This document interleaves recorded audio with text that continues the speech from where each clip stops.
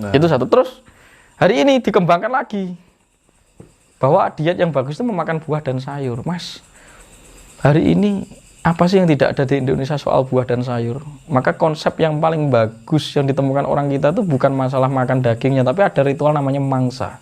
Mangsa itu menurutku adalah raw food, mengkonsumsi sesuatu yang segar, tidak mengalami pengolahan yang terlalu lebih gitu ya, akhirnya mengalami denaturasi pengolahan. Itu sangat penting. Makanya Wong Dewa mengembangkan tentang makanan segar, kulupan, urap-urap. Itu juga untuk membuat tubuh kita tuh fresh. Ketika tubuh kita fresh, kecerdasannya fresh.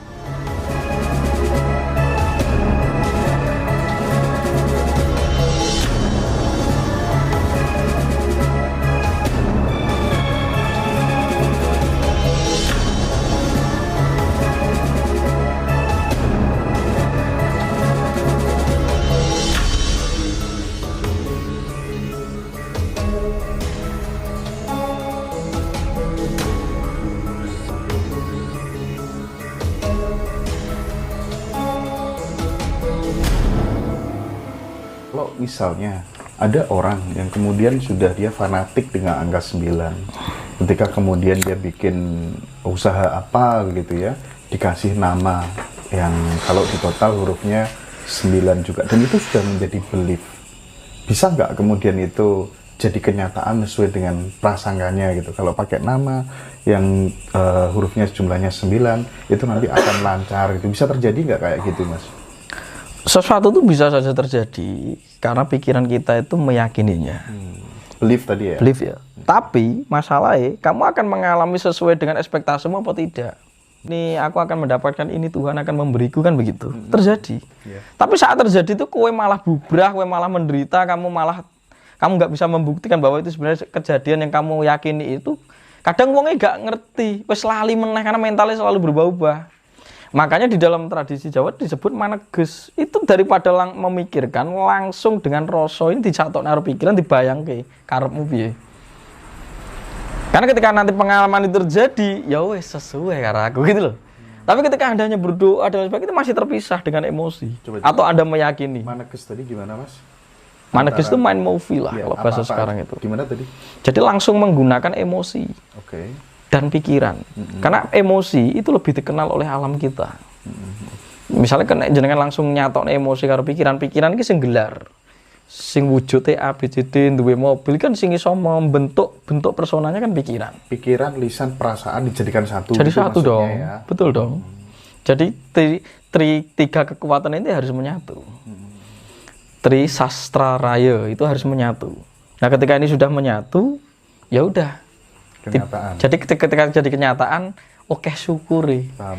Tapi nek iki saka lambe karo pikiran tok, mbosok kedadanya atau misalnya jenengan ndonga, "Duh, Gusti, kula jenengan paringi rezeki ingkang lancar." Dilancarne tenan, iso mati sampean, Mas. Jadwalmu itu iso entek oleh aku ngene lho. Iya ora? Tapi dilancarne ra? Dilancarne karena Anda meyakini dan memikirkan itu. Atau Anda menyabda melalui kata-kata. Karena kata-kata itu seringkali juga mewakili pikiran lah setidaknya. Tapi nek antara iki ya toh pikiran, antara ucapan dan hati itu jadi satu. Ketika terjadi, ya itu sesuai pengalaman yang otentik sing mbok karepke. Jadi karep itu harus benar-benar utuh. Sing mbok karepke piye itu kudu utuh. Nah, kadang karep itu hanya diisi oleh pikiran. Lah pikiran itu hasil atau disebut keinginan. Nek terlalu banyak tidak sesuai karep, mbok dikabul niku malah menjadi malapetaka bagi hidup. Karena Anda menyangkal, kok ngene, kok ora sesuai ngene. Lah daripada kowe bingung langsung dialami ning digone samadhi maneges itu. Terkadang ya pengalaman otentik kita itu, Mas, kadang sering sering dikerdilkan oleh ya guru-guru kita, sesepuh-sesepuh kita gitu, karena berbeda dengan yang dialami gitu. Nah, di posisi saat kemudian kita punya pengalaman autentik yang dikerdilkan oleh orang yang merasa dirinya lebih baik gitu ya, lebih maju konstruksi berpikirnya, pengalaman spiritualnya dan lain sebagainya karena usia dan seterusnya, itu kita harus bagaimana? Jadi begini, cara menyikapi itu karena kita berhubungan dengan masyarakat, kita harus membutuhkan namanya ngempan papan. Kemampuan ketika Anda tanggap dengan segala situasi dan kondisi, itu adalah kecerdasan kita. Ketika kita bisa menggunakan itu, hidup kita itu bisa lempeng. Karena dinamika ini selalu bergerak begini. Nah, makanya kita harus memiliki kecerdasan untuk menyesuaikan dengan dinamika yang terjadi itu. Nah, kalau kita sudah terkena karma secara kolektif, yaitu mental yang sama, banyak orang yang mendiskreditasi bahwa wira tau nglakoni. Dia tidak ada orang yang benar-benar tahu orang itu mengalami apa tidak. Ya dirinya sendirilah yang mengalami. Tapi gara ada budaya idealisme tentang spiritual ini jalannya ini dibakukan. Yaitu persetujuan persepsi bersama tadi. Tapi kalau jenengan pengen merdeka, kuwi kudu iso ngempan papan, tanggap dengan situasi kondisi. Ketika Anda tanggap dengan situasi kondisi atau disebut ngempan papan, Anda sustainable, Mas, di dalam masyarakat. Karena budaya yang terjadi di era di dalam spiritual kita hari ini itu diikuti oleh orang-orang yang senengannya topo, itu terbawa pengaruh dari India. Yo gini loh, senengannya nyingkreh neng gunung, neng opo dan lain-lain. Itu yang paling berkembang dan sufi, nek menurutku loh ya hari ini.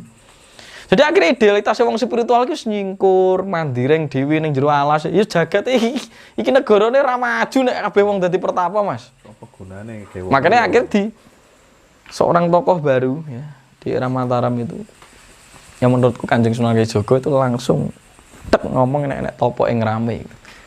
Topo yang rame itu tegasnya ya kamu kenal sebagai mindfulness.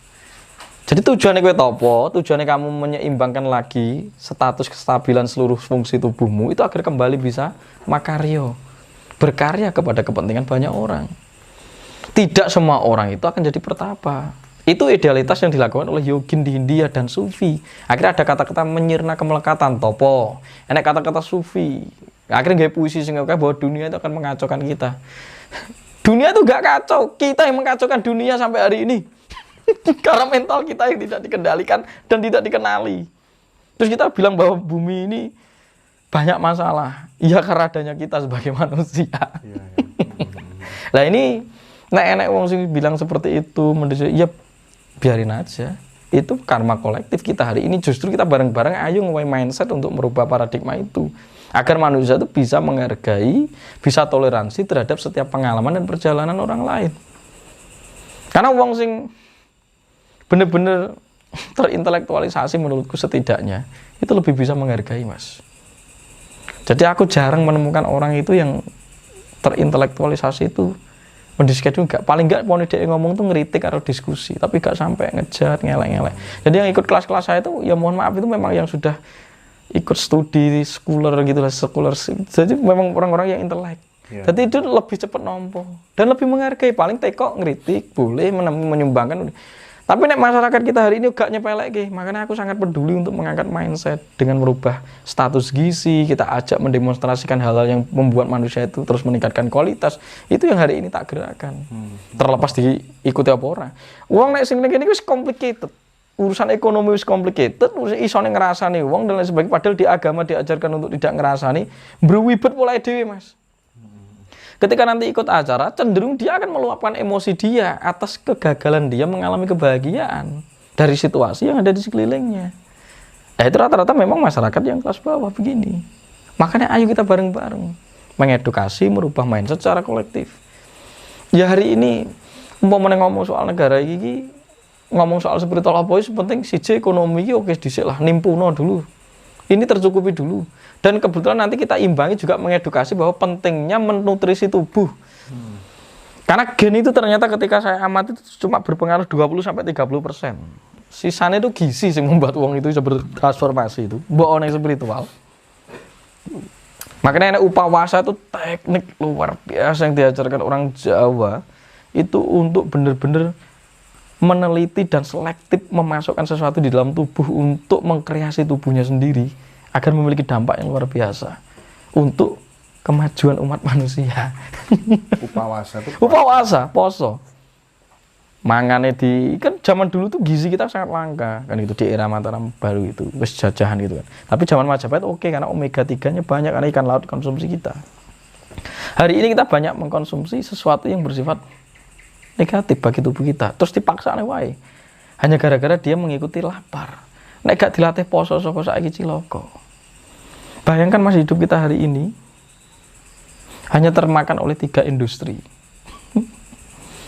Farmasi, industri pangan sintetis, dan industri agama. Ketika jenengan itu Dididik mangan geruagas loro sampean. Habis untuk menelan pil ning farmasi. Bukan saya mendiskreditkan banyak orang, tapi ayo kita bergerak untuk menjadi cerdas mengendalikan tiga ini. Ini dajjal menurut saya. Tiga ini. Maka mata kita tinggal satu itu merem siji, karena dengan makanan yang tidak terkontrol kita menghancurkan tubuh kita. Dulu banyak orang mati karena kelaparan, hari ini karena kekenyangan, Mas. Ketika banyak kimianya rusak, si struktur kimianya. Akhirnya konsumsi obat yang tidak diikuti mindset dan pengetahuan yang konkret ngawur. Saya komplikasi. Baru nek wis nemen pion yang terakhir maju nggak apa-apa. Industri agama maju untuk mengkompensasi bahwa ini sudah takdir dari sono. Habis hidup kita tidak berkembang. Makanan apa tadi, farmasi, makanan sintetis. Ya, jadi industri makanan, farmasi, agama. Oke. Ini yang benar-benar mengkacaukan kita hari ini. Saya berani mengatakan seperti ini untuk mengajak kembali mengkoreksi. Agar nanti di dunia farmasi dan makanan dan agama itu lebih sama-sama mengkoreksi. Karena kalau ini diikuti mentalnya masih rendahan, ini batara kalah bagi kita. Ini disebut dajjal yang nyata hari ini. Karena masyarakat kita terjerat oleh sisa imperialis dan kapitalis yang akhirnya menghancurkan kita, ditelan oleh tiga. Trimurti atau triluka kekuatan kita tuh hancur karena ada tiga ini. Bayangkan kita hari ini orang tidak diedukasi bagaimana mengkonsumsi obat yang bagus, makanan yang oke, menjaga tubuh, tidak diterapkan pola hidup sehat. Puasa itu adalah konsep menerapkan hidup sehat ala Jawa kuno, zaman biyen. Karena kita tahu masalah yang terjadi di dalam tubuh kita itu karena dasarnya dari apa yang kita makan. Apa yang kita makan itu menjadi kimia, mempengaruhi struktur hormon dan akan mengubah struktur psikologis. Ketika struktur psikologis berubah, mbok diterang neng ilmu tingkat tinggi iki ora mudeng-mudeng, Mas. Itu satu. Karena chemistry-nya, konsumsi gulanya banyak, kolesterolnya banyak, tidak dikasih tahu bahwa itu berdampak kepada kehidupan dan sistem tubuh. Terus diwejangi ilmu, yo ngantuk no. Karena pada waktu itu inersia tubuh itu meningkat. Karena konsumsi gula tinggi dan minyak itu membuat kita ngantuk. Diwejang ono ilmu tingkat tinggi yo ora mudeng. Terus kita langsung bilang bahwa tanah duduk jatahe ora ketukulan ngilmu bocah. Bukan kurang nutrisi dan tidak dididik menjadi bangsa yang cerdas kembali kepada dirinya yang sejati. Diri yang sejati itu bangsa ini sudah punya cara untuk mencerdaskan umat manusia. Makanya kan omega kita tinggi. Walaupun Eropa membandingkan bahwa konsumsi daging merah dari sapi itu memang tinggi. Bagus, makanya hari ini masalah yang terjadi ketika saya diskusi dengan berbagai teman saya pakar gizi gitu, ada stunting namanya. Jadi indikator yang dilihat pemerintah tuh anak-anak itu mengalami pertumbuhan tinggi badan apa tidak, kan begitu. Kalau tinggi ini selaras dengan kognitif, otaknya bagus, jadi proteinnya oke, ya gizi tercukupi lah. Tapi kalau pendek tidak gitu. Tapi saya yang sedikit membantah. Karena Pak Habibie itu ya cendek tapi pinter. Berarti bukan karena urusan indikator dari daging sapi gitu ya, atau daging-daging yang dari Eropa karena makannya sapi, tapi omega 3 tinggi di waktu itu. Maka ini premisnya selalu saya gerakkan, bangsa ini adalah bangsa maritim.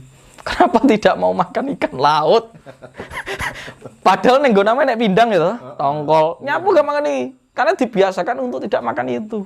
Tak sebut dijajah oleh industri pangan. Karena kamu dididik untuk memakan sesuatu yang bersifat impor. Tapi sesekali kamu harus tahu Jepang itu mengambil ikan kita untuk bahan susu, bahan apa. Pinter-pinter Mas Wong. Gue orang ngomong mbok ojong iki karo mbok lungguh wis pinter iso sampai pencerahan itu. Makanya hari ini kita mengalami kemunduran begini karena nutrisinya tidak cukup. Nutrisi ini dikembangkan orang Jawa namanya upawasa. Di India namanya Ayurveda. Karena apa yang kita makan itu menjadi basic dasar evolusi pertumbuhan kita. Penting. Tanpa melakukan apa tuh namanya metodologi apapun, metode apapun, asal kemudian anak-anak kita dari kecil sampai remaja dibiasakan untuk mengkonsumsi ikan-ikan di laut, pasti akan cerdas dengan sendirinya. Setidaknya kan begitu. Jadi kan ilmu gizi itu ada makronutrien besar, karbohidrat, protein, lemak itu minimal dipenuhi. Nah, budaya Eropa mengembangkan bahwa makan protein itu lebih bagus. Tapi yang terjadi itu masih kalah dengan ikan laut. Menurut saya ya, menurut saya pribadi. Karena apa? Ternyata lemaknya juga tinggi. Akhirnya terjadi apa? Masalah yang terjadi di Eropa paling banyak itu cardiovascular disease. Masalah kardionya tinggi. Walaupun wongnya dhuwur, akhirnya yo pinter, tapi masalah loro jantungnya itu sistem kardionya yo tinggi. Tapi nek bangsa Asia Pasifik ketika tak amati karena konsumsi ikan laut, itu asam lemak omega 3 itu sangat memberi kekuatan di dalam kognitif. Walaupun persentase protein yang dibutuhkan untuk kemampuan itu tinggi daging sapi, tapi masalah lemaknya berbahaya daging sapi. Itu satu. Terus hari ini dikembangkan lagi bahwa diet yang bagus itu memakan buah dan sayur. Mas, hari ini apa sih yang tidak ada di Indonesia soal buah dan sayur? Maka konsep yang paling bagus yang ditemukan orang kita itu bukan masalah makan dagingnya, tapi ada ritual namanya mangsa.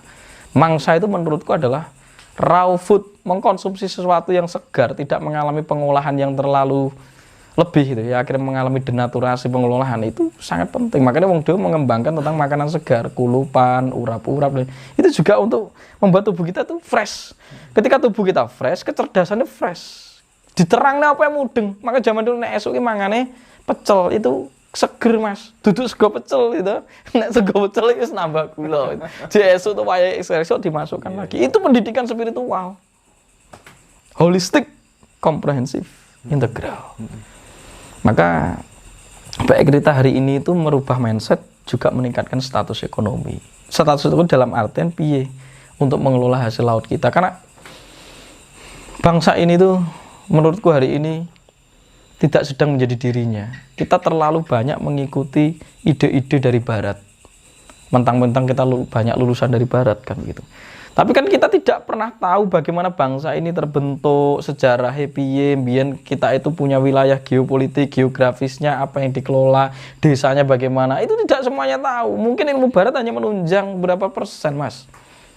Tapi ketika kita itu menggunakan standar negara maju untuk merubah paradigma bangsa kita, itu terlalu kecepatan, mental kita belum siap.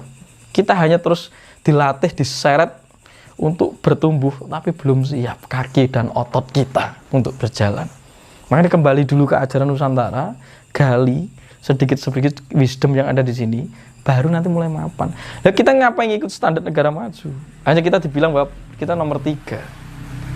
Ora iso, nek pengen maju, noleh, explore ke dalam. Makanya enek gagasan kembali kepada jati diri itu maksudnya. Kembali mengetahui bagaimana bangsa ini ada, terjadi, dan terbentuk. Ojo langsung kowe nggawa ide keren saka barat terus mbok tanamkan ke sini. Iya. Nah, ini tentang keteladanan. Kalau Mas Tunjung sendiri, seperti apa pola makannya? Misal antara pagi, siang, malam gitu, atau pagi nggak makan, gimana coba? Karena aku nih wong merdeka, jadi aku tetap masih rokok. Iya. Ya, sebagaimana setidaknya rokok itu hiburanku, placebo efekku, dan onaniku lah begitu. Terus aku masih minum kopi. Tapi aku disiplin. Minimal makan itu aku hanya 1 hari. Karena kan siklus makan itu 1 kali sehari. 1 kali sehari. Aku tuh seneng makan gurih, Mas. Kayak Umbulandu Paranggi deh. Seneng makan gurih. Tanya Mas Ro. Sekali aku makan pas acara, aku tak los ke. Tapi sekali aku tirakat, ya tirakat. Itu pilihannya. Karena kita bertanggung jawab terhadap diri kita. Tapi minimal amati siklus lah. Jadi kalau sampai jam segini, itu Anda masih boleh makan lah jam 8 ya. Jam 12 siang menurut saya sampai jam 8, itu proses memakan, menelan.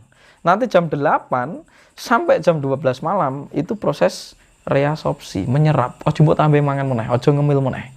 Nanti jam 1 sampai jam 2 lah. Itu asimilasi, menyerap mana yang oke dan sisanya dikeluarkan. Nanti jam 3 sampai jam 10 pagi itu mengeluarkan ekskresi. Iku aja ditambahi manganan-manganan sing abot meneh. Pomone pengen mangan ya zaman dulu ngemahe ya kunir, ngombe banyu hangat atau yang makan segar. Itu pendidikan. Itu wis upawasa. Walaupun nanti ada budaya lagi nek ngebleng enak apa, tapi dasarnya itu. Iya. Misalnya nek dino niki jenengan mangan los, olah lah sampai bengi nggo los gitu. Tapi pastikan sesuk-esuk aja mbok tambah meneh. Manganmu baru pulih jam 3 jam 4. Gak apa-apa, mbok los nih gak apa-apa, tapi rentannya harus jalan. Akhirnya kembangnya menjadi intermittent fasting itu nek hari ini. Cuma aku nganggo kuwi. Lah piye to nek awake dhewe meditasi terus jerone panganan awake dhewe blegendekan. Ya ora keteko suwung, ngantuk akhirnya itu. Ini logis dan diikuti penelitian yang ada, dan saya meneliti dari Rontau dan belajar. Tak explore sendiri bahwa ternyata cerdas bangsa ini dari awal. Ajaran ini adalah ajaran kecerdasan. Maka saya sebut menjadi kebanggaan tersendiri kalau saya adalah pewaris DNA secara genealogis bangsa maritim. Gede no hatimu ngomong bangsa maritim, itu step pertama untuk meningkatkan kemajuan